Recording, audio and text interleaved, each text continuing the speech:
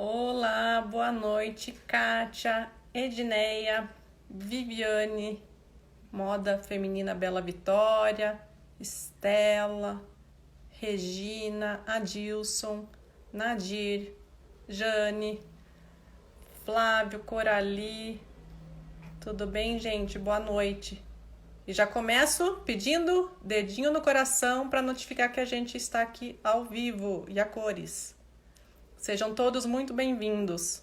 Vamos conhecer a trajetória do Padre William de Almeida hoje. Fati, Rê. Tem alguns nomes que não aparecem aqui para mim, então não consigo visualizar. Isso mesmo, chuvinha de coraçãozinho que ele merece.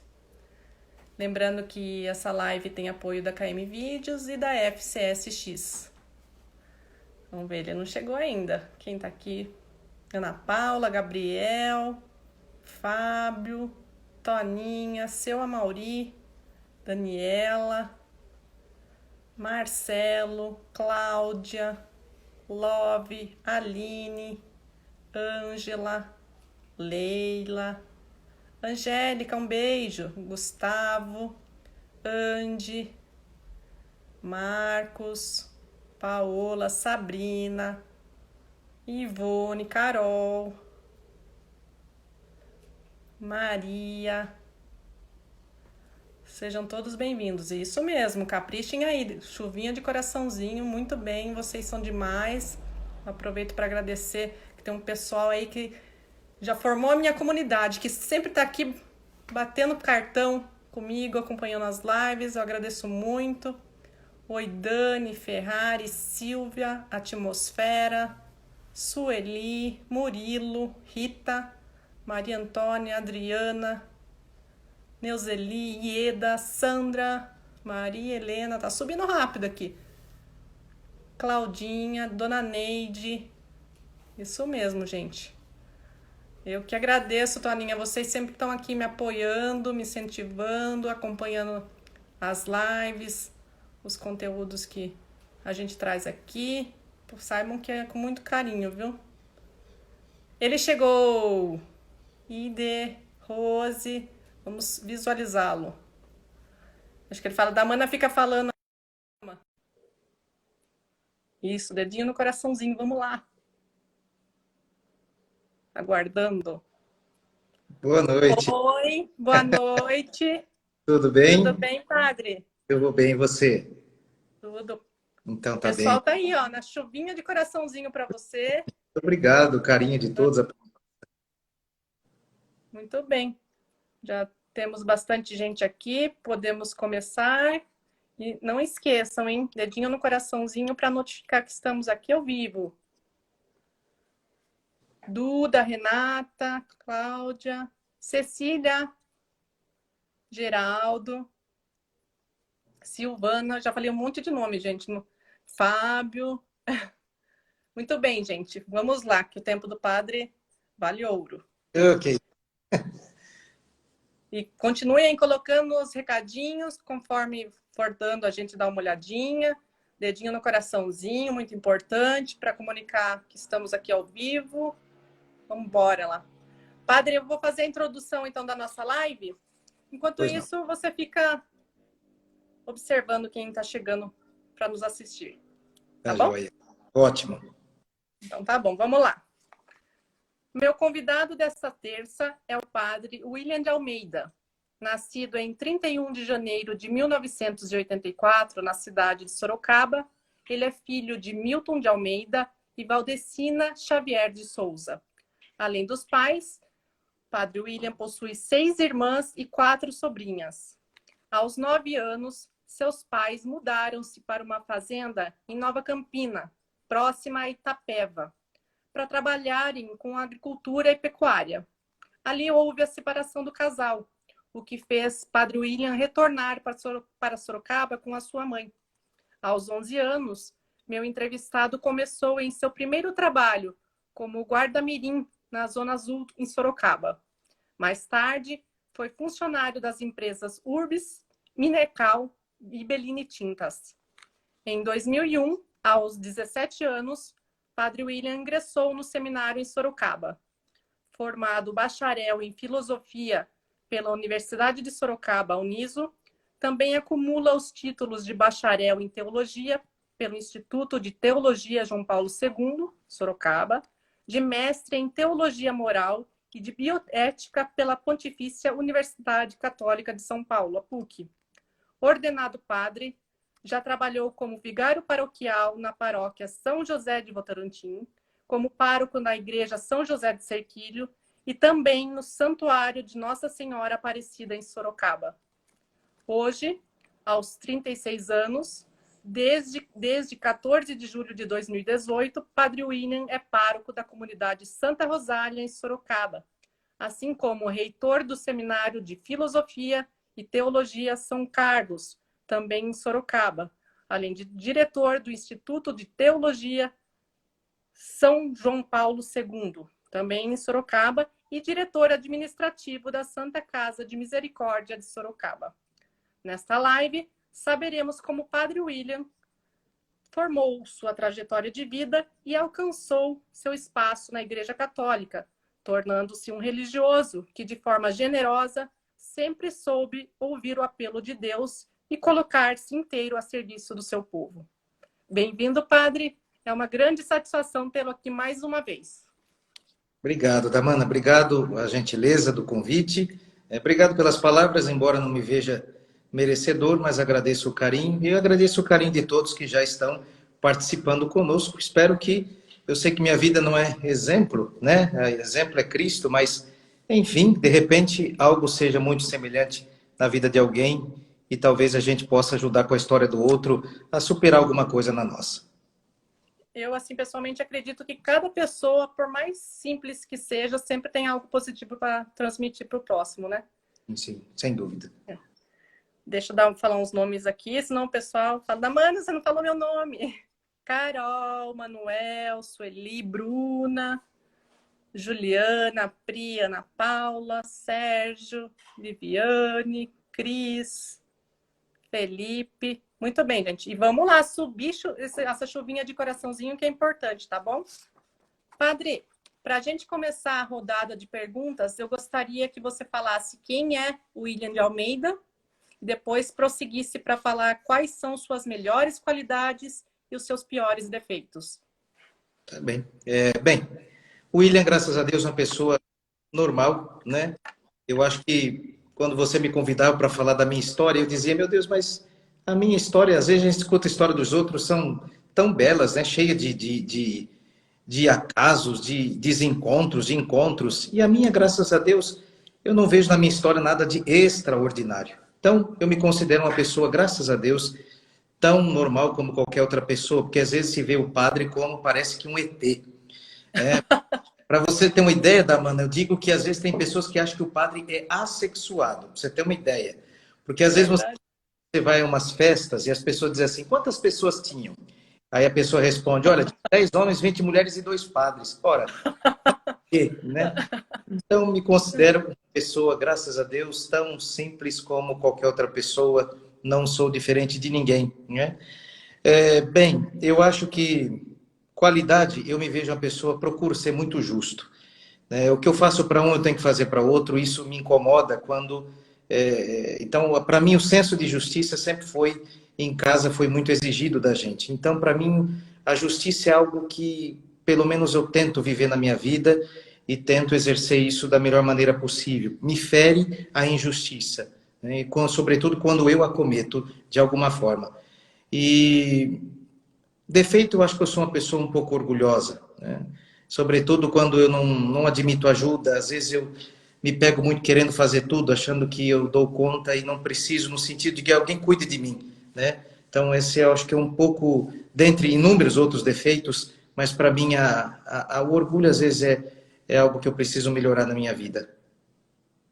Muito bem, o pessoal está caprichando aí na chuvinha de coraçãozinho, muito bem, parabéns. Muitos recadinhos aqui.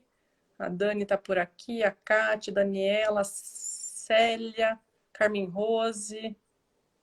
Muito bem, Fabiana. Sejam bem-vindos e bem-vindas. E quem quiser, gente, ó, é importante, como é algo assim, né, que não se acontece sempre do padre estar aqui, tem um aviãozinho, o símbolo do aviãozinho que dispara aí no direct para os seus contatos, porque às vezes, de repente, essa pessoa não sabe que a gente está aqui ao vivo com o Padre William e vem embora aqui com a gente também.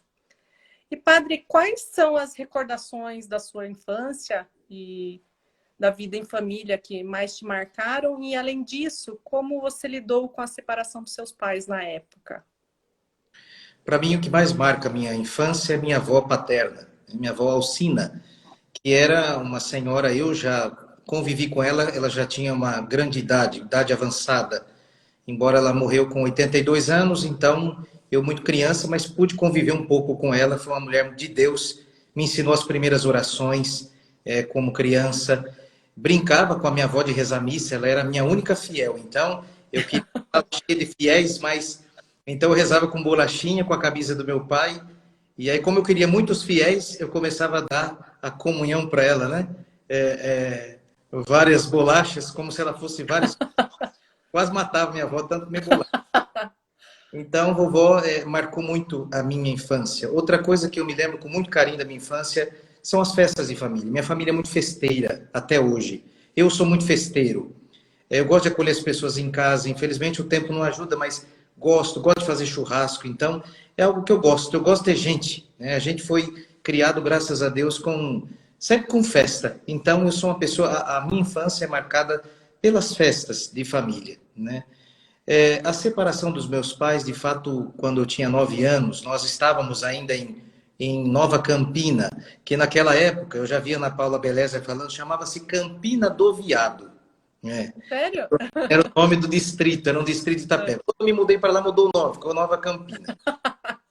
Então, hoje chama-se Nova Campina. Então, era uma grande fazenda, nós cuidávamos, na verdade, era uma fazenda de um tio meu, irmão de meu pai. Então, nós trabalhávamos, né, na roça, etc. Eu também ajudava meu pai, sobretudo na pecuária. E foi um momento muito bom da minha vida, aprendi outras coisas. Mas, para uma criança, nunca é fácil a separação dos pais, né? Você quer que os dois estejam bem, você quer que os dois realmente se reatem, enfim. Mas eu vi que depois você vai entendendo, né, que foi melhor assim, né? Foi melhor assim. Não foi nada traumático. Meu pai foi muito presente na minha vida, embora os dois separados, mas graças a Deus eu nunca pude dizer que meu pai foi ausente, muito menos minha mãe. Talvez eu tenha ficado com minha mãe, porque como eu sou o único filho homem, como você citava, o homem traz um pouco para ele essa responsabilidade, assumir um pouco esse papel. Então, acabei ficando com minha mãe, talvez, né, ainda muito criança, mas já com esse sentimento de querer cuidar da minha mãe.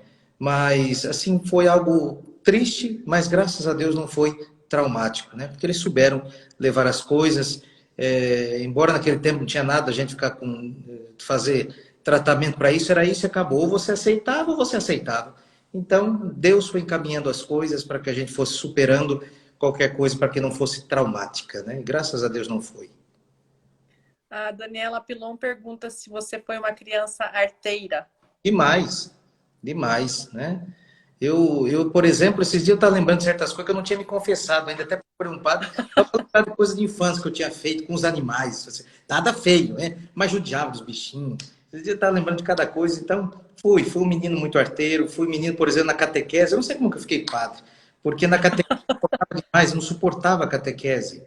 Então, fui tão duro que eu fui, tão difícil que eu fui, que minha catequista virou freira. Acho que então, ela hoje mora no Maranhão. Quando eu converso com ela, agradeço a paciência que ela teve comigo, porque fui muito arteiro. Que criança não é, né? E, gente, ele não revela muito, né? Nem eu sabia, fiquei sabendo meio que de última hora. Ele tem um lado humorista dele também. Essas tiradinhas dele aí revelam que ele fazia imitações no passado. Tá me deixando vermelho. Se ele não fosse padre, ele seria artista. Pode ter Se a Globo certeza. me descobrisse, eu estaria rico. Graças a Deus ela não descobriu. E fala para mim, antes de ser padre, o senhor sonhava ser o quê? Damana, esses dias mesmo eu me perguntava para Deus. Eu não consigo me lembrar alguma outra coisa que eu não pensava em ser se não fosse padre. Né? Claro, a cabeça de uma criança, quando nós fomos embora, eu desde pequeno queria ser padre, né? Mas quando nós fomos para essa fazenda que eu te contava, a igreja era muito longe da nossa fazenda. E nós tínhamos apenas um tratorzinho. E meus pais nunca foram de igreja. Meus pais eram de igreja, assim, para ir no casamento, no batizado, por conta da festa depois, não pela, né? Então, nós não tínhamos uma vida católica frequente. E muito mais quando nós fomos embora, isso realmente não existia, devido à distância, e nós não tínhamos como nos locomover, né? Então, claro que nesse momento a criança pensa em querer ser policial, todas aquelas coisas que os meninos querem, bombeiro, etc, né? Quis ser motorista de ônibus, achava bonito, tanto é que tirei carta de ônibus aí em Cerquilho, É. com a Estela Moretti, Então, talvez para curar essa ausência dentro de mim. Então, mas eu não consigo me lembrar de outra coisa que eu não quis ser na minha vida senão padre. O Geraldo Doriguelo colocou aqui que quando pequeno você já montava uma estrutura de uma missa. Vamos ver se eu Sim, acho que, né? É isso? é o que eu dizia da minha avó. Minha avó era minha fiel. É. Então, ela tinha que comungar por umas 100 pessoas. Então, eu dava umas 100 bolachas para ela, representando 100 pessoas, né? Era minha Ele, avó. ele colocou assim, colocava uma caixa de papelão, uma toalhinha branca e celebrava a missa. Já nasceu com a missão de evangelizar. Eu acho que tem coisas só. Se não for Deus, não sei como que foi. Muito bem. Tem muita gente aqui. Bem-vindos e bem-vindas. Muitos recadinhos. Isso mesmo. Chuvinha de coraçãozinho. Mandem para o direct essa live, que quem não chegou ainda tem a oportunidade de chegar aqui com a gente. E conta pra gente, padre, como surgiu a sua vocação religiosa e de que forma se deu a ida para o seminário? Como eu te disse, na volta desta fazenda, indo a Nova Campina, né, essa fazenda, essa vontade desapareceu. Creio eu por conta do distanciamento da igreja, que nós não tínhamos mais vida, né, religiosa, nesse sentido de frequência de igreja, né? Tínhamos a fé, etc., a oração em casa, tudo, mas não tínhamos a frequência, né, devido à distância. Então, quando eu cheguei de volta com minha mãe a Sorocaba, Deus nos colocou numa casa que era na rua da igreja, não dava 200 metros. Se eu esticasse minha língua, eu comungava sem entrar na igreja. Então, foi quando eu comecei de novo a viver as realidades da igreja. E aquele desejo, que ora tinha ficado no passado, reacendeu novamente. Me lembro que eu tinha um padre, porque eu tenho um grande apreço, hoje não é padre mais, infelizmente, mas eu vi o trabalho dele, a maneira como ele cuidava das coisas. O meu tempo de, quando eu olho o passado, o padre, além de celebrar, ele tinha muito trabalho pastoral, ajudar os pobres. Nós tínhamos uma farmácia popular muito grande na paróquia. Então, isso me encantava na pessoa do padre.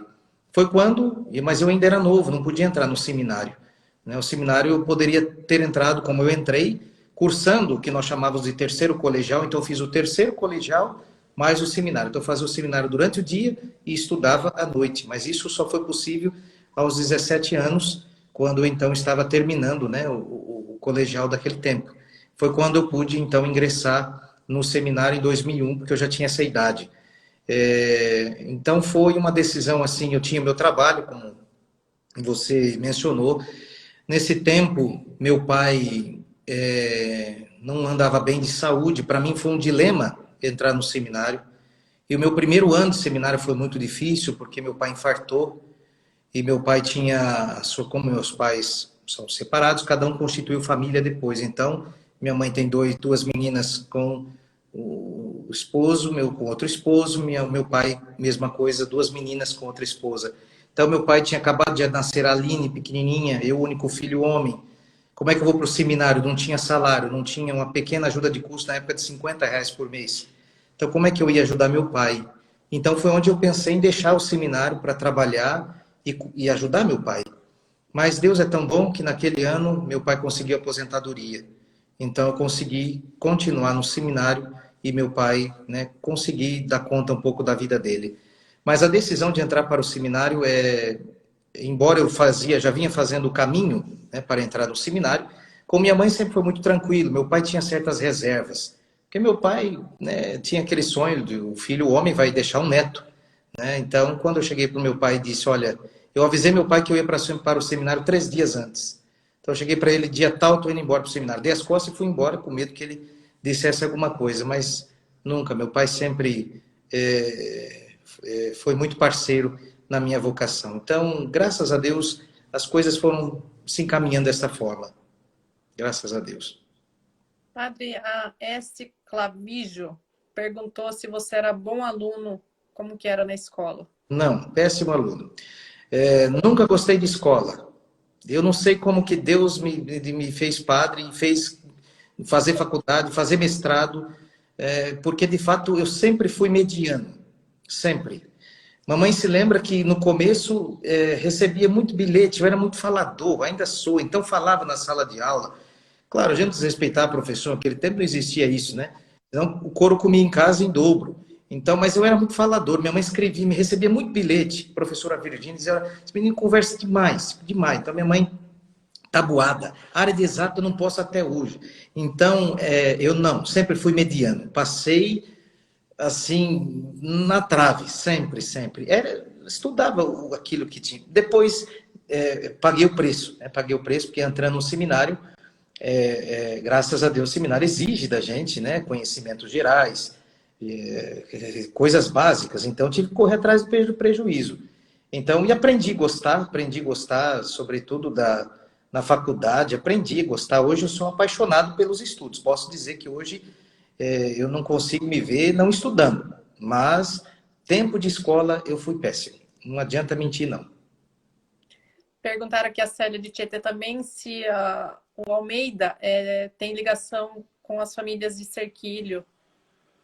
Se tiver, se elas tiverem herança, sim. Se não, né? Senão, não. Eu estou brincando. Eu sinceramente não sei. Sinceramente eu não sei. Até onde eu consegui pesquisar, o meu Almeida já se misturou muito com o espanhol e com o português. Então, eu sinceramente não sei qual é a origem do meu Almeida. Se ele é puramente português, se ele é espanhol. Cheguei aí em Portugal, num lugar que chama Cidade dos Almeidas, mas não teve nada comigo. Não consegui até hoje descobrir que linhagem é o meu. Já se misturou com tudo. Então, não sabia. Se misturou com tudo, é ótimo. Padre, fala pra gente o que é ser padre para você, né?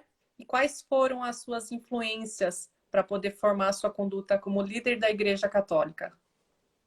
Olha, para mim, a padre é o que diz a palavra, é ser pai. É um pai espiritual que procura ajudar as pessoas. Não tem outra coisa. É por isso que o padre não se casa, né? Uma das coisas que o padre não se casa é porque ele tem que estar 100% livre às pessoas.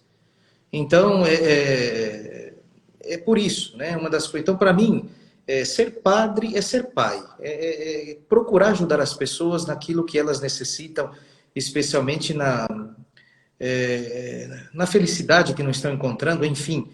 Então, para mim, a paternidade espiritual tem que ser o meu carro-chefe, aquele que me motiva no meu caminho vocacional. E, de fato, como eu te disse, eu tive a minha avó, foi uma grande influenciadora por meio da oração, uma mulher de uma humildade, uma mulher que cuidou dos filhos assim com muita bravura, e também alguns padres com quem eu convivi na minha infância que me marcaram muito por esses gestos que eu dizia a você, né? Não era somente o celebrar a missa, mas era também todo um trabalho que eles tinham, cuidado com a juventude. Então isso me inspirou muito, sabe? Me inspirava muito o trabalho do sacerdote, a correria do sacerdote que a gente percebia. Então isso para mim foi muito marcante, foi um determinante na minha vida para de fato dizer, não, é isso mesmo que eu quero e vamos lá, e vamos lá. O pessoal aqui tem gente de todo lado, mas o pessoal de Serquilho tá colocando aqui que sente muito a sua falta, que tá com saudades. Eu também sinto muita saudade de vocês. E estamos aqui para um churrasco um dia. Eu quero. Falando de churrasco, você sabe cozinhar? O básico. Né? Não Fritar morro ovo só. de fome. Eu faço um arroz com uísque, faço todas essas coisas assim. Mas não sou um Masterchef, não. Esse é o Padre Evandro aqui, nosso, que é o Masterchef. Eu apenas sou bom na churrasqueira e faço alguma coisinha, mas não é o meu forte a panela, não. Ih, se você for marcar com todo mundo aqui, ó, o pessoal inteiro vai querer pro churrasco com Pode, você. não Tá tem com problema, preju. o ano é grande, pode ficar tranquilo. Aí o pessoal tá colocando muitas saudades mesmo. Eu, Ai, poderia ter uma regra na igreja, assim, que quando o padre tem uma identificação tão forte com a comunidade, ele tem que ficar tão fim aqui. meus anjos, obrigado. É recíproco o meu carinho, de verdade. É isso mesmo, o pessoal ama o Padre William. Eu, Muitos recadinhos. E bora lá, gente, isso mesmo, dedinho no coraçãozinho que nos ajuda aí a informar que estamos aqui ao vivo. Padre, fala pra gente, como que é seu trabalho no dia a dia atualmente, né? E de onde vem tamanho carisma, sensatez e acolhimento? Não tem como não gostar do Padre William. isso é, isso aí é bondade, né? Olha, meu dia eu tento hoje, né, revezar com essas funções que a gente tem. Vale lembrar, Damana, que às vezes eu me preocupo quando dá, tem tanta coisa o Padre William, porque ele é muito bom, não. Né? Infelizmente, a carência de padres, às vezes a idade dos padres, não permitem que eles assumam mais coisas, enfim, devido suas debilidades, suas dificuldades, né, próprias de idade, da falta de padre, tamanho de paróquia. Então, essa grande quantidade de compromissos que eu acabo tendo, por favor, né, que isso não seja olhado como, nossa, ele é muito especial e melhor que os outros. De jeito nenhum. Tem muitos melhores que eu, graças a Deus, né? Só que, infelizmente, acaba a gente tendo que agregar mais funções. Então, a minha vida é dividir, né, essas funções no meu dia. O meu dia começa às 5h30 da manhã e vai terminar 11h30, 23h30, por aí. Então, eu tenho que me dividir nessas funções, né? O seminário com os meninos, embora eles já estão, esse tempo todo da pandemia, estão em casa, né? Mas a gente está acompanhando à medida do possível. Também me divido com a Santa Casa, com a paróquia nos atendimentos que também a gente tem que dar ao povo. Enfim, né? Com o Instituto, embora em férias, mas a gente tem que estar acertando grade, ementa. Então, o meu dia sempre tem que ser dividido, minha semana, meus dias, entre aquilo que a gente faz para tentar, né? Tentar não deixar que as coisas, claro, a gente não consegue fazer tudo, não consegue dar conta, queria ser o melhor pároco, mas enfim, né, as coisas vão chegando, a gente tem que assumir e a gente procura dar o melhor da gente e a gente sempre ouve, vai você novo, você aguenta. Então, vamos lá. Vai engordando, vai ficando com esse rosto enorme, vai caindo o cabelo, mas eu acho que é isso. Eu fico feliz se eu for útil para a igreja, para os outros. Eu quero ir acabando minha vida assim, né? Então, eu quero me consumindo assim, se assim for da vontade de Deus, vamos lá, né? Tenho que aproveitar agora.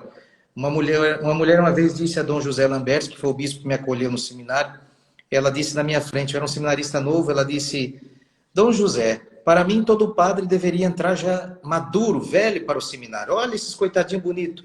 Ele olhou para ela assim, ele disse assim, Deus não precisa de limão espremido, ele precisa de limão novo.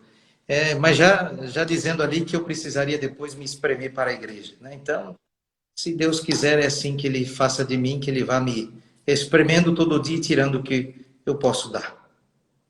O Marcel Pinheiro coloca aqui, pontua aqui uma pergunta. Qual sua visão dos templários do passado e a ordem maçônica dos tempos atuais?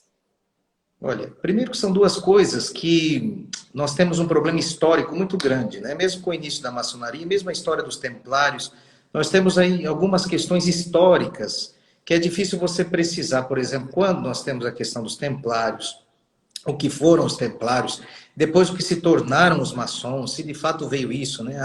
Há uma gama de coisas, né? A única coisa, por exemplo, com a questão da maçonaria é aquilo que diz a igreja, né? Qual é o problema que nós temos com a maçonaria? Não ser aberto. Porque tudo que é bom deve ser aberto, né? Mesmo os templários eram um grupo restrito, mas então qual é o problema principal com a igreja, né? Com a nossa fé? Aquilo que é bom deve ser aberto. Então a igreja é boa, então não pode ser fechada, né? Não para alguns, né? O evangelho é bom, é para toda a humanidade. Eu não posso me fechar num grupo pequeno e dizer esses são os eleitos, os seletos, e pronto. Então, o primeiro problema que a gente tem com problemas aqui, né, eu digo em aspas, seria isto. Né? Depois tem algumas coisas de doutrina, que eu acho que daí a gente vai um pouco longe no assunto. Né? Mas é difícil você precisar essas duas coisas em questões históricas. Né? Templário e maçonaria acaba sendo uma confusão que nem sempre é a mesma coisa. Tá? A Cecília Fleury de Tietê pergunta: qual é o maior desafio para um jovem que queira ser padre hoje em dia? Mudou muito? Olha, Cecília, eu diria o seguinte, minha irmã, não nos envaidecendo, né? Mas quando a gente olha um pouquinho, e quando eu falo passado, não é 50 anos, não, é 10 anos. A história está mudando muito rápido, né? Então eu vejo que a dificuldade do jovem hoje é, de fato, superar o individualismo com que ele vem da sociedade para dentro do seminário e depois ele vai ser padre. Então ele tem que viver a comunidade. Então ele não é padre para si, ele é padre para os outros. Então, uma coisa que eu, né, é uma coisa que eu tento trabalhar muito com os meninos que chegam aqui no seminário, hoje eu tenho comigo 32, é isso, superar, não quero dizer que todos venham assim, né, mas há uma tendência muito grande de um individualismo, de um egoísmo. Então eu só quero para mim, o outro não me importa, eu quero as minhas coisas, a minha hora, o meu quarto, e ele tem que descobrir que não é assim que funciona, né? A igreja não é assim, o evangelho não é assim, o cristianismo não é assim. E para quem quer ser padre, o caminho é outro. Então, é um desafio, eu vejo, para o jovem conseguir superar esse individualismo, esse egoísmo com que ele é formado sem querer hoje pela sociedade. Muito bem. Isso mesmo, gente. Capricha aí na chuvinha de coraçãozinho, que é muito importante. Pode também mandar, por gentileza, com o aviãozinho aqui de baixo, para o direct, para avisar as pessoas que estamos aqui ao vivo. Padre William, conta pra gente quais os desafios e as alegrias dessa missão de ser padre, e tem alguma situação difícil ou curiosa que nesse caminho que você já percorreu aconteceu e você pode contar pra gente? O desafio eu acho que todo dia a gente tem um desafio diferente, né? Por isso que Jesus é a sabedoria quando ele diz, né? Tome sua cruz de cada dia e siga-me.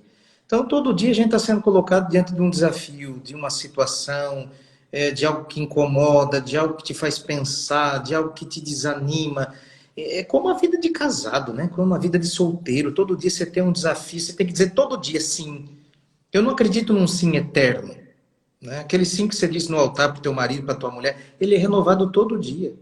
O sim que eu dei um dia à igreja, há 11 anos atrás, ele renova-se todo dia. Por quê? Porque todo dia você tem um desafio. Então, como Jesus disse, tome tua cruz de cada dia e siga-me. Então, todo dia eu tenho que levantar e dizer, sim, Senhor, hoje eu te sigo, hoje eu te quero, hoje eu vou lá, né? Hoje eu continuo, né? Então, por quê? Porque os desafios são inúmeros, são inúmeros, né? Situações inusitadas, né? Eu tenho situações, Primeiro, as alegrias. as Antes alegrias, das alegrias. as alegrias, graças a Deus, são as maiores, sabe, Damana? Eu acho que você ver as pessoas com que você de alguma forma pode ajudar, com uma palavra, sei lá, que Deus usa da gente. Às vezes você reza uma missa, você não gostou do jeito com que você abordou aquilo, a maneira como você preparou. De repente alguém chega e diz, ô padre, muito obrigado, o senhor falou comigo, Deus falou comigo. Aí eu digo, Jesus, obrigado, que o senhor usou essa miséria para falar com os outros, né? Eu sei que não sou eu sei que não sou eu. Isso seria essa vaidade, graças a Deus, eu não tenho. Tanto é que eu não gosto nem que as pessoas ficam dizendo, como o senhor fala, não, não sou eu, é ele. Porque às vezes a gente prepara uma coisa e ele muda completamente. Então eu fico feliz quando a gente, de alguma forma, são muitas, né? Que a pessoa, e digo do fundo do coração, não a mim, né? Não precisa me agradecer, porque eu sou padre para isso. Mas quando a pessoa diz, padre, muito obrigado, porque mudou minha vida, tal pensamento, tal coisa, tal palavra que o senhor disse. Repito, não a mim, né? Mas sabendo que Deus usa da gente. Então isso me traz muita alegria. Formar os meninos hoje do seminário, ver uma moçada nova que estuda, que ama o que faz, que querem ser padres corretos, coerentes, que amam a igreja, a doutrina. Então isso me traz muita alegria de verdade, né? E já é tristeza? Não, agora é contar alguma situação difícil ou curiosa que você já enfrentou nessa missão.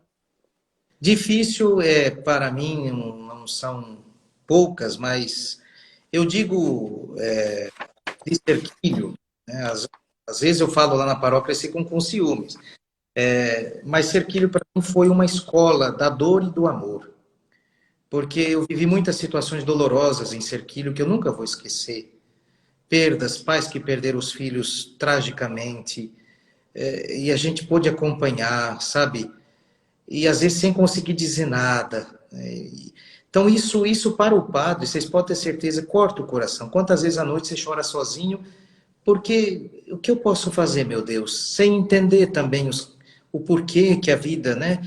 Então são situações que eu nunca vou esquecer na minha vida, né? Então eu digo, repito, o Cerquilho foi a escola do amor e da dor. Essa dor, quando eu digo de eu aprender com a dor do outro.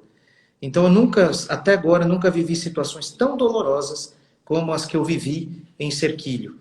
Então, eu acho que para mim, quando eu olho o meu sacerdócio, 11 anos, 7 anos vivido aí, 7 anos e um dia, eu vivi muitas histórias dolorosas, mas que me fizeram crescer tanto. Então, eu digo que são difíceis, no sentido de você não ter palavra, não ter na hora um. Às vezes, um pai perde um filho, um nenenzinho te chama para fazer as exéquias. O que eu vou dizer, senhor? Né? E aí abraçar a pessoa e ainda ser evangelizado pelo pai e pela mãe. Então, são coisas que eu trago comigo no meu coração, que eu nunca vou esquecer, que são dolorosas, né? E difíceis ao mesmo tempo. Agora, coisas inusitadas, acho que a maior que eu tenho foi quando eu fui padre em Votorantim, que eu fui visitar a cadeia feminina, né? O presídio feminino, e lá uma presidiária me agarrou, ela não queria soltar de jeito nenhum, não vou contar os detalhes, porque foi meio. São sórdidos. Então, são sorte, são.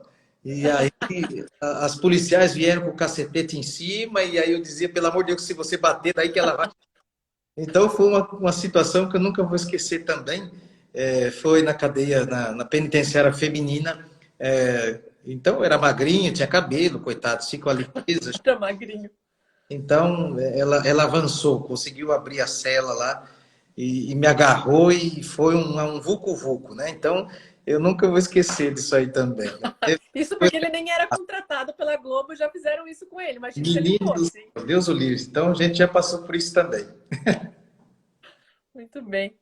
E em algum momento dessa sua trajetória, o senhor pensou em desistir de ser padre por ter uma rotina extremamente exaustiva, por exemplo? Meu maior crise de padre foi no meu segundo ano de padre. Quando eu tinha 2 anos de padre, eu pensei, literalmente, procurei meu bispo, Dom Eduardo, né? Por quê? Porque, e não é a rotina, não é o cansaço, tudo isso faz parte, você passa por cima. Mas a minha dor, a minha grande crise foi, depois eu entendi essa crise, mas eu estava, portanto, com 26 anos, né? Quando eu ordenei padre com 25, e aí eu fui, com 2 anos de padre, eu ainda estava em Votorantim, eu pensei muito em deixar de ser padre, porque dava a impressão que aquilo que você pregava, a palavra de Deus, parece que aquilo não estava acontecendo nada na vida das pessoas. Então você virava as costas, tudo aquilo que você falou, da unidade, de repente as pessoas estavam quebrando o pau, né? Você falava do amor, de repente estava ali a fofoca. E então eu pensei assim, meu Deus, eu perdi tempo da minha vida, estou com 26 anos, é para isso que eu fiquei padre? Então eu vou embora. Daí eu procurei Dom Eduardo, partilhei com ele essa minha crise, foi uma crise muito angustiante, né? Não era mulher, não era homem, muito menos, não era nada, né? Porque às vezes um padre tem uma crise, as pessoas acham que um padre saiu. Não pense sempre, gente, que é uma mulher, ou é um homem, ou é outra coisa. A gente também sofre essas crises existenciais, né? De você perceber que as coisas parecem que não fluem. Então, quando rezar para o padre, também não pense no padre somente, o padre é homem ou mulher que ele gosta. Não, não sabe. Eu gosto de ser sincero. Pode ser Desculpa. sincero. É isso aí, ué, porque parece que não tem meio termo, né? Então, mas Dom Eduardo foi realmente um pai, me fez olhar que eu estava sendo pretensioso, achando que as coisas iam acontecer por mim mesmo. Então, me ajudou muito e eu, né, consegui retomar meu caminho. Claro, depois acontecem coisas na vida, a gente pensa, mas não. É sempre a hora da gente dizer, por hoje, sim, Senhor, hoje. E assim a gente vai até a morte. Muito bem. E como padre, quais foram as viagens internacionais que o senhor acompanhou e as melhores lembranças desses momentos? Engraçado esse seu senhor aí. Mas, Ah, é respeito, mas não é então, questão de idade, porque você é 2 anos mais novo que eu, tá? respondendo a senhora, foram, aqui eu quero até agradecer muito a Xuxinha, né? Xuxinha, para mim, foi um divisor de águas na minha vida, porque eu nunca tinha viajado nem para o Paraguai, né? Alemão tinha sido do estado de São Paulo. E quando eu cheguei em Serquilho, a primeira viagem que eu fiz, e aqui quero agradecer, não sei se ela está aí, a Adriana Pilon, né? A Adriana, logo que eu cheguei, que nós pegamos um pouco de amizade, mas ela não me dava sossego, querendo Ela viajar. tá aqui. Ela tava, pelo menos. Um beijo imenso para ela. Mas ela não me dava sossego, querendo uma viagem para a Terra Santa. E eu, para falar a verdade, se tinha um lugar que eu não tinha vontade de ir, à Terra Santa. Porque diziam assim para mim, ah, mas lá de Jesus, não sei o que. Eu dizia assim, a gente que, né, ficou um pouquinho, estudou, a gente tinha aquele um pouco cético, mas será que é ali mesmo? Será que daquele jeito? Será que foi naquele lugar? E eu dizia a Adriana, né, eu não queria muito falar para ela que ela estava tão assim, Tão com empolgada. vontade. E eu com medo dela achar, nossa, mas que padre sem fé, né? Porque eu estava chegando. Mas eu não queria Terra Santa, né? Eu queria o Vaticano, era meu sonho conhecer onde vive o Papa e tá, tá, tá. Bem, então, dentre foram inúmeras viagens, graças a Deus, graças a esse povo que muitos estão aí, porque de outra forma não conseguiria ir de jeito nenhum, né? E a Xuxinha, né? O Geraldo, o Fábio, enfim, muitos, Stella. E acabamos indo, então, respondendo, foram várias viagens, com a graça de Deus, foram várias mesmo. Não sei nem precisar agora quanto, Perdeu a conta? perdi a conta. Então, Santuários Marianos, Itália, França, Portugal, Turquia, Grécia, Israel, enfim, foram Espanha, foram, graças a Deus mesmo. Eu não teria de jeito nenhum condição para isso, nem tenho. Aí a melhor, já respondendo, foi a Terra Santa. Esta eu agradeço até o final da minha vida a Adriana, e porque foi ela, de tanto ela me infernizar, foi o maior presente que Deus, a vida e ela me deu. Porque a Terra Santa, gente, é fora do comum. É uma experiência que quem puder ir um dia, que eu estou falando que não estou nem fazendo grupo, então eu posso falar, né? Mas é uma experiência ímpar na vida do ser humano. Eu, como padre, digo: se você puder ir a Disney ou a Israel, vá a Israel. Primeiro que Israel, não sabemos quanto tempo nós teremos lá, porque o muçulmano está tomando conta, e eles estão destruindo, infelizmente, o que existe de cristianismo. Então, a gente sabe que a Disney vai continuar lá. O Mickey, aquele rato que eu tenho uma raiva dele desde pequeno, ele vai estar, ele estará lá te esperando. A Terra Santa, eu digo que nós não sabemos quanto tempo nós teremos. Então, vale a pena. Foi um lugar que marca a minha vida. Já fui 2 vezes. E quantas vezes Deus me der a oportunidade, eu irei. Terra Santa. E a Deborinha que teve na live comigo, ela é viajada, né? Termina passaporte, carimba aqui e ali. Ela falou: eu, vocês, o padre, a própria Xuxinha e quem mais quiser. Vamos embora. Gostei, Débora. Muito bem. Muitos recadinhos aqui. Gente, tá subindo muito rápido. Eu tô vendo conforme eu consigo, tá? Obrigada por cada recadinho aqui. Geraldo Antunes coloca aqui que você é um companheirão nas viagens. Geraldo também, demais da conta. A Fátima tá por aqui também, que eu vi que ela entrou. Eu a vi também. Ah lá, já apareceu. A Iremos, Paula. com certeza. Muito bem, gente.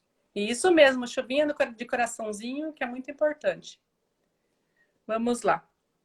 Padre, é difícil falar de Deus em um mundo de tanta maldade e injustiça?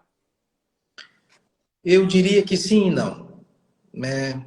Não, porque de fato as pessoas estão atentas com outras coisas, né? Estão ocupadas em outras coisas, às vezes não querem ouvir. Eu me lembro que Bento XVI, quando começou o seu pontificado, Papa Emérito, ele dizia que o problema não é o crescimento, por exemplo, do ateísmo, porque o ateu, por exemplo, ele ainda fala de Deus, mesmo que ele seja para provar para você que Deus não existe, mas ele aceita debater sobre Deus.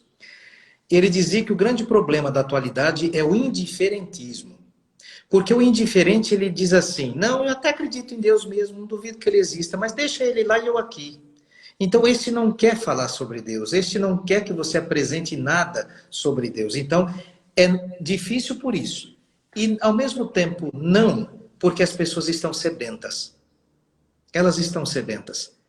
Então, quando elas encontram, de fato, alguém que apresenta este Deus, o duro é que elas ficam perdidas, né? Tantos deuses que são apresentados de tantas formas, por tantas religiões diferentes, e elas vão bebendo de tudo isso. Agora, quando elas encontram alguém que de fato fala ao coração delas, né, que coloca Deus de fato no coração delas, é como descobrir assim um caminho novo, uma picada na mata que ela vai à frente. Então eu falo isso.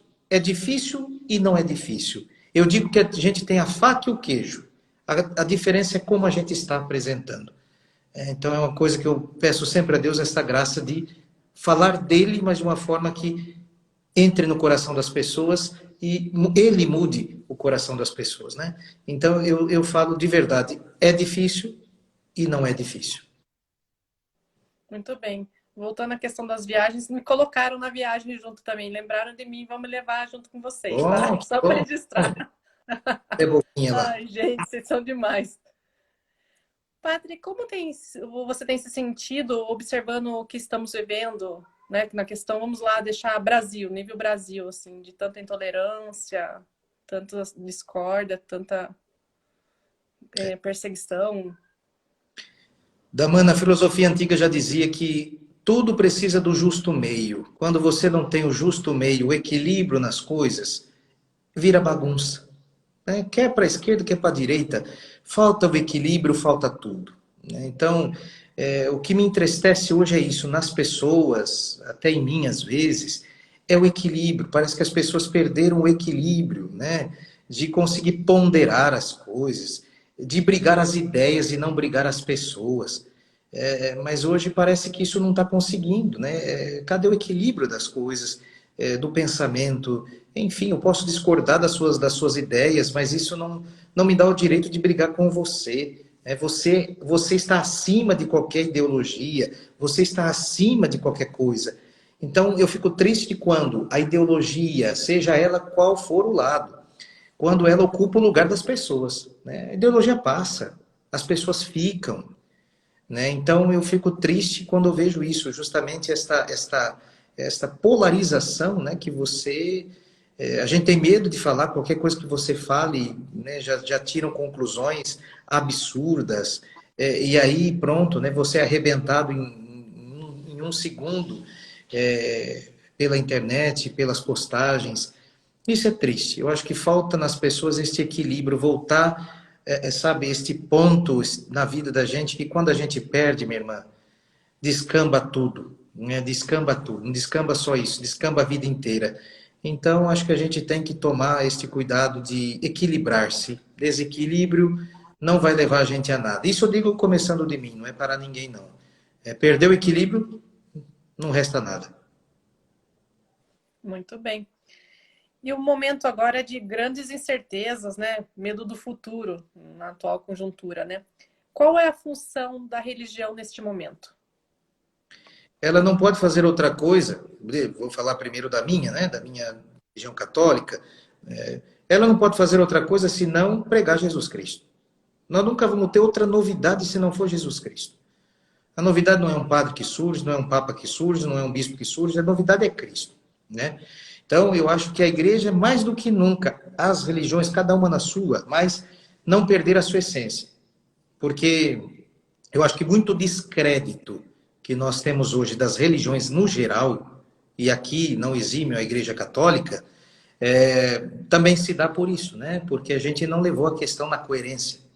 Então, as religiões precisam saber disso, que elas têm um papel, diz seu nome, religião, é ligar o homem a si mesmo, ao transcendente, quer chamar de Deus, que o outro chama de outra coisa, mas se ela perder a sua essência, né, se ela se vender por qualquer coisa que seja, eu acho que a gente perde aquilo que deve ser. Né? Então, nós precisamos fazer aquilo que é próprio da igreja. No nosso caso, pregar Jesus Cristo. Não tem outra novidade, não haverá outra. Do contrário, a gente está traindo o fundador Jesus Cristo. É falar de Cristo de uma maneira nova, de uma linguagem nova, mas que chega aos corações das pessoas. Temos uma pergunta, duas pontuadas aqui, eu já vejo. O pessoal aguenta aí. A Rosa pergunta se o padre pensa em ser bispo. De jeito nenhum. Eu tenho juízo ainda, graças a Deus. Não, não, não, não. Primeiro, graças a Deus, o bispo não é algo querido. Aliás, quem quer nunca será. Então, um padre nunca pode chegar e dizer, eu quero ser bispo. Né? Se ele disser, coitado, ele não vai ser, ele não será. Porque, de fato, não é uma coisa que a gente, não é um carreirismo. A igreja não age assim, né? Galgando cargos. Não, isso não. A igreja não funciona dessa forma. Então, o bispo é escolhido, de fato, em uma lista tríplice, que o núncio apostólico, em determinadas necessidades da igreja, o núncio apostólico, que é o embaixador do Vaticano num país, ele envia ao Papa 3 nomes, dos 3 o Papa escolhe um. Então não é uma coisa que eu quero, de jeito nenhum. Primeiro que eu não quero mesmo, digo de verdade, não quero.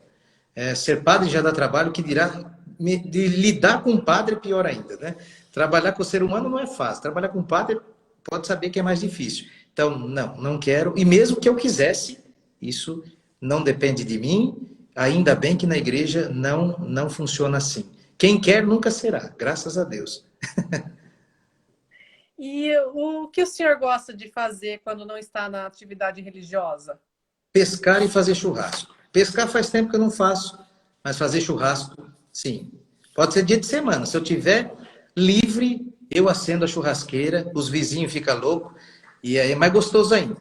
E daí vão dizer assim, puxa, hoje eu não posso, porque ele tá lá. É gostoso. Mas você não tem cara de pescador. Gosto muito, mas faz tempo que eu não consigo mais, faz tempo. Muito bem. O pessoal tá dando risada aqui também. Eu não acho que o padre tem cara de pescador, mas se ele gosta, né? Fazer o quê? Gosto de verdade. Faz muito tempo, mas gosto. Antes de eu chegar na última pergunta, eu vou ver quais são as duas que estão aqui na interrogação, para ver se a gente já falou ou não. Vamos ver. Onde é a paróquia Santa Rosália? Santa Rosália fica aqui no bairro de Santa Rosália, inclusive, né, onde nós tínhamos um shopping que foi fechado, infelizmente. Világio Shopping, fica próximo ao hipermercado Extra. O acesso é muito, muito fácil. Você vindo da Castelinho, Castelo Branco, Castelinho, que é já dentro de Sorocaba, você sai na igreja de Santa Rosália. Muito bem. Eu estou tentando achar uma pergunta que fizeram aqui, mas tem muita coisa aqui. Eu não lembro dela inteira. Que pena. Aqui tem muita coisa aqui. Estou rodando, tentando achar e não consigo. Ai, que bom. Eu estava com medo já. Eu queria achar porque era boa. Do bispo já fiz. Não sei. Depois, qualquer coisa, eu te falo. E a gente chega à última pergunta da live. Passou muito rápido. Tem muitas coisas aqui colocadas. Que pena que no IGTV some tudo. Eu queria que você falasse quais são seus planos no período pós-pandemia. Olha, como a nossa vida de padre, a gente não pode ter muitos planos nossos, né? Porque, de fato, Deus muda tudo e o bispo também, né?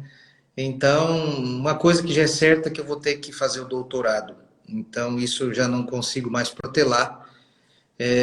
De fato, não é algo que eu queria, né? Acho que parece bobagem o que eu vou dizer, mas já estou aí com 36 anos, os outros mais novos poderiam depois ir começando este caminho. Mas o nosso Instituto de Teologia, o Papa Francisco, há algum tempo, emitiu uma nota para os institutos e faculdades católicas que toda faculdade ou instituto católico deveria ter, no mínimo, 7 doutores. Então, nós não temos esse número de doutores. Então, eu tenho que estudar, fazer o doutorado, esse próximo ano, começar esse doutorado. A questão é se ele será feito aqui ou se eu devo ir a Roma estudar, né? Porque a minha área bioética nós não temos aqui, só tem na Universidade Federal de Brasília, mas praticamente já está terminando o curso. Então, eu só teria a possibilidade de estudar em Roma. Então, a gente não sabe ainda como será. Então, não dá para eu dizer se eu tenho muitos planos, a não ser esse que é o certo. Como eu vou desenvolver isso, sinceramente, Deus vai ter que me ajudar. O pessoal tá falando para dobrar a live e ficar com você até meia-noite. Tá doido, imagina. Ele quer descansar, gente. Não, não por isso, coitadinhos. Eu já cansei vocês, tá louco. O Não por isso. pessoal Estar com gente tá amada é uma preso aqui, ó. alegria. Mais um pouco. Só colocando aqui. Ei, pessoal. É que o E aí eu Gabriel lembrei, perguntou se tem algum bispo que eu o goste. padre que lhe inspiram. Tem sim. Acabamos de perder um que eu queria muito bem, que era Dom Henrique. Mas temos bispos que de fato eu tenho um grande apreço, tenho amizades, seja aqui no Brasil, seja fora, e que de fato a gente vê que tem, sobretudo os mais novos que vão chegando, tem essa novidade, entre aspas, né? Mas de uma coisa mais coesa da doutrina. Então, temos muitos que a gente gosta muito, tem muito apreço. E qual a sua opinião a respeito da imagem, da figura do Papa Francisco? Eu sou suspeito em falar de Francisco porque, para mim, o Papa Francisco, eu tive a graça, a honra de passar 15 dias, dos 15 dias, 3 dias direto com ele, pessoalmente, né? Então, é um homem extraordinário, é um homem que fala o que tem que falar, é um homem que, se eu puder resumir Francisco, é alguém que quer que a gente volte àquilo que é a origem da igreja. Então, é isso, né? Francisco deseja, tanto é que nós, reitores de seminário, esse encontro foi por isso, no ano passado, em novembro, ele dizia muito isso, a gente tem que voltar à origem da igreja, aquele fervor da igreja, a essência da igreja. Quando se perde a essência, perde-se tudo, né? Como diz o Apocalipse, voltar ao amor primeiro. Então, eu resumo o pontificado de Francisco, da minha, né, eu teria quem sou eu, mas resumiria isso, né? Diria que para mim Francisco é uma chamada de voltar às origens da igreja. Gente, a gente vai chegar ao fim da live, mas eu vou fazer ele prometer que ele volta em uma outra oportunidade para falar mais sobre o doutorado, mais algumas outras questões. Eu acho que ele não vai falar não, né, padre? Ah, mas que, pelo amor de Deus, eu que agradeço o carinho. É sempre bom estar com vocês, do fundo do coração, viu? Então eu quero que você se despeça, deixe sua mensagem final para todos que estão aqui. Quero agradecer, Damana, a você do fundo do meu coração, agradecer cada um pela paciência. Desculpem mais do que nunca aquilo que eu disse no começo, aconteceu, né? Eu não tenho uma história extraordinária. Sou o William tão simples, talvez, uma história tão comum como a de qualquer pessoa, e louva a Deus por isso, né? Louva a Deus por isso. E peço a oração de vocês para que Deus continue fazendo na minha vida a vontade dele, ainda que quando não é a nossa, mas que prevaleça sempre a vontade dele. E o teu irmão, teu amigo está aqui, né, para o que você precisar de mim e eu puder ajudar. Esse seu irmão estará sempre aqui na medida das minhas possibilidades. Obrigado, obrigado, obrigado. Eu mais uma vez agradeço ao Padre William pela generosidade de atender aos meus pedidos. Agradeço a todos que acompanharam essa live. Prometemos voltar, se Deus quiser, para contar mais. E desejo a todos um fim de noite abençoado. Para você também, Padre. E mais uma vez, gratidão, muito obrigada. Deus abençoe. Obrigado, gostei do fundo aí. Vou aprender a fazer alguma coisa assim. Um beijo para você e para todos, viu? Boa noite, gente. Até a próxima. Tchau, Padre. Tchau, tchau. Obrigado.